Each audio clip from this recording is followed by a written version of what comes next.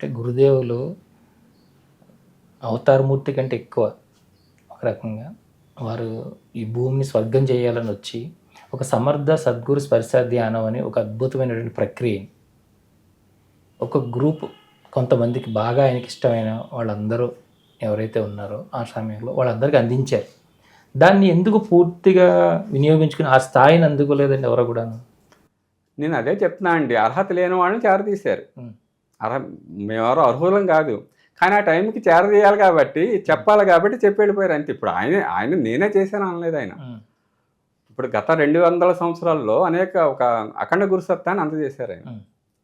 CVV Blavatsky, Lahiri మాసే Yogananda, Ramakrishna Paramahamsa Sarada Mata, యోగి అరవిందులు, శ్రీమాత మిర్రా, శ్రీరామేశ్వరం ఆచార్యమాత భగవతి, షిరిడి సాయి సత్యసాయి, రమణ మహర్షి, జిల్లెల మూడమ్మ, వీళ్ళందరూ కూడా ఎలాంటి అంటే పూర్వకాల పురుషులు కాదు వీళ్ళు.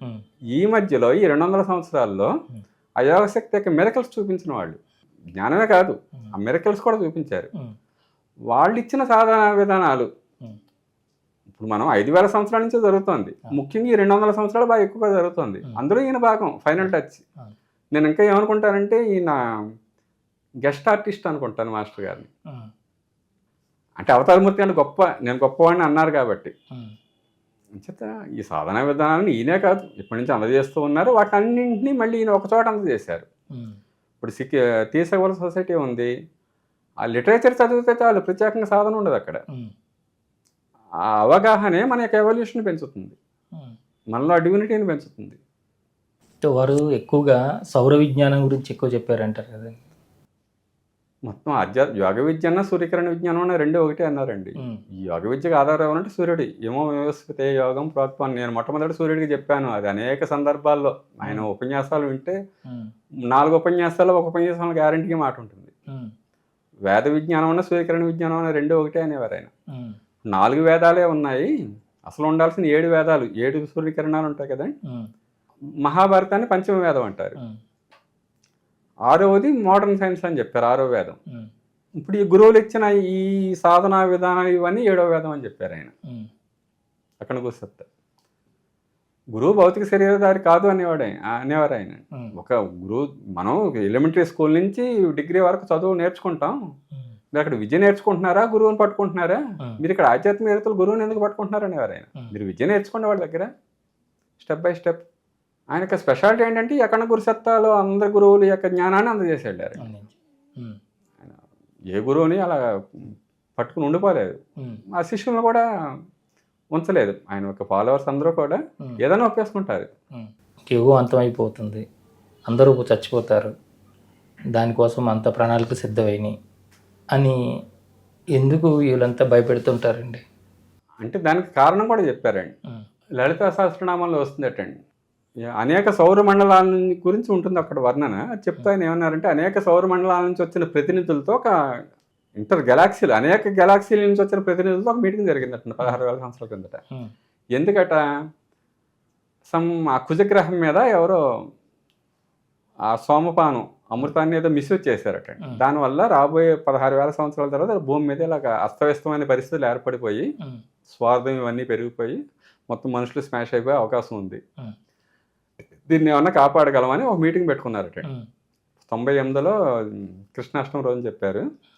ఆ ఇంటర్ గెలాక్టిక్ లీడర్ అనుకోండి, భగవంతుడు అనుకోండి, ఆయన అడిగాడు మరి భూమిని ఏమన్నా రక్షించగలమని.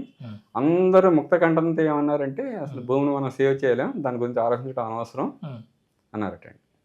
ఇప్పుడున్న ఈ మనుషులు వీళ్ళు ఎవల్యూషన్లో ఉండాలి కాబట్టి వీళ్ళని వేరే గ్రహం మీదకి మనం తరలించేద్దాం అన్నారు. కానీ భూమికి సంబంధించిన సప్తఋషులు ఒక 2 మాత్రం లేచి మనం వేరే గ్రహాన్ని ఏం రెడీ చేసుకోక్కర్లేదు, దీన్ని సేవ్ చేయొచ్చు అన్నారట. సరే మీరు సేవ్ చేస్తే ఎంతమంది బ్రతుకుతారు అన్నట్టు. ఎంతమంది బ్రతుకుతారంటే 10 లోపు అని చెప్పారట అప్పుడున్న పరిస్థితులు.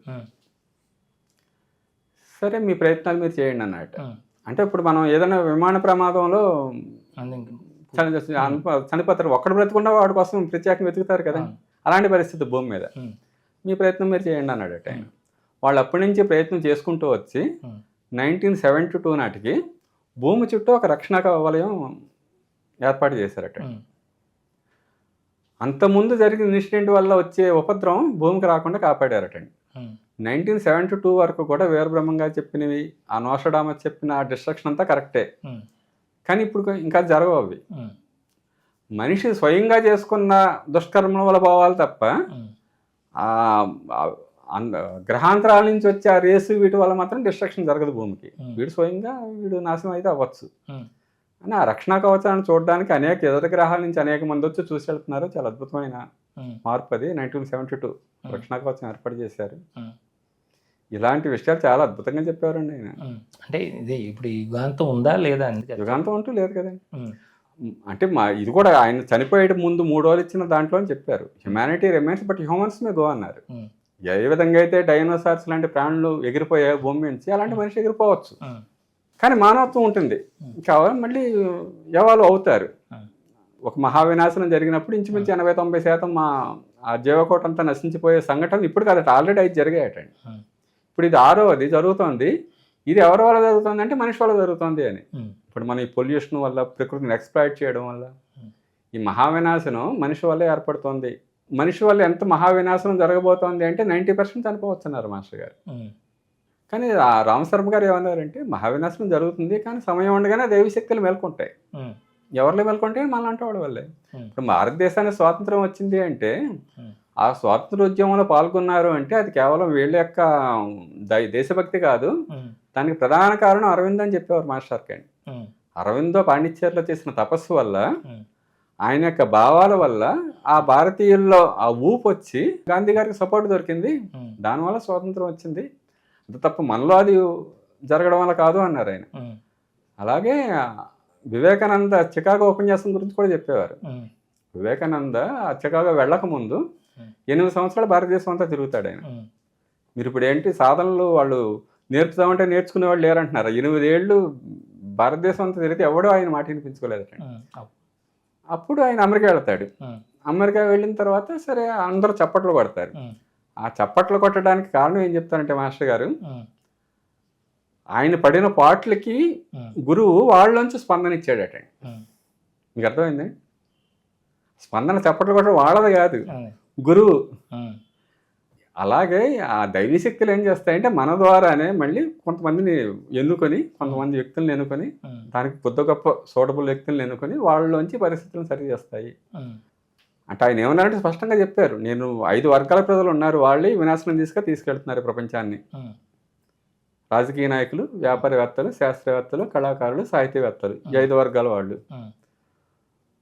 వీళ్ళు ఈ వినాశనానికి కారణం వీళ్ళే, కానీ వీళ్ళ అంతరంగాలు మారుస్తాను అన్నారు ఆయన. వీళ్ళ అంతరంగాలు మార్చి నేను వాళ్ళ అంతరంగాల్లో చొరబడి ఆయన పంచవీరభద్ర సాధనని 5 సూక్ష్మ శరీరాలు చేశారు. సూక్ష్మ శరీరం ద్వారా అనేక మంది వ్యక్తుల అంతరంగాల్లోకి ఈ భావాలు పంపిస్తారు. ఇప్పుడు మనలోకి కూడా సడన్ గా అనేక భావాలు వస్తాయి. వాళ్ళ యొక్క తరంగాలు మీది కాదంటారు మాస్టర్ గారు.